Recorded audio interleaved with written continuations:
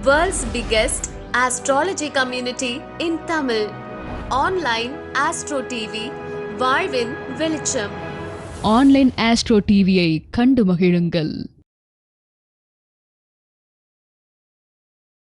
எல்லோருக்கும் எல்லாம் கிடைக்கட்டும். அடுத்ததாக நம்ம பார்க்கக்கூடிய நட்சத்திரம் வந்து சுவாதி நட்சத்திரம்.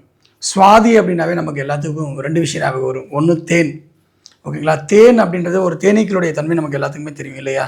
ஸோ எப்படியெல்லாம் வந்து பார்த்திங்கன்னா மலர்கள்லேருந்து அந்த வந்து தன்னுடைய தேனை எடுத்துகிட்டு வந்து சேகரிக்கக்கூடிய அமைப்பு உருவாகுது இல்லையா. அதே மாதிரி ஒரு வீட்டில் ஒரு சுவாதி இருந்துச்சு அப்படின்னா எல்லாத்தையும் இணைக்கக்கூடிய நட்சத்திரமாக, எல்லாத்து மேலேயும் அன்பு செலுத்தக்கூடிய நட்சத்திரமாக, ஒரு பாண்டிங் உருவாக்கக்கூடிய நட்சத்திரமாக, இன்பத்தை வழங்கக்கூடிய நட்சத்திரமாக, உலகில் இருக்கக்கூடிய எல்லா மக்களுக்குமே இன்பத்தை தரணும்னா சுவாதி நட்சத்திரம் தான் இன்பத்தை தர முடியும். அந்த மாதிரி சுவாதி நட்சத்திரத்துக்கு தனிப்பெரும் பெருமை நிறையா இருக்குது.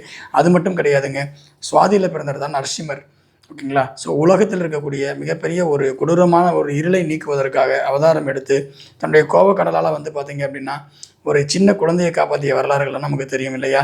ஸோ அதே மாதிரி சுவாதி எங்கே இருக்குதோ அங்கெல்லாம் வந்து பார்த்திங்க அப்படின்னா அந்த குடும்பத்தையே தாங்கி பிடிக்கும், இன்பத்தை வந்து எல்லாத்துக்கும் பெருகி கொடுக்கும். ஓகே, ஊற்றிருக்கக்கூடிய இடம் மாதிரி ஊறிக்கொண்டே இருக்கக்கூடிய அமைப்பு சுவாதி நட்சத்திரத்துக்கு உண்டுங்க.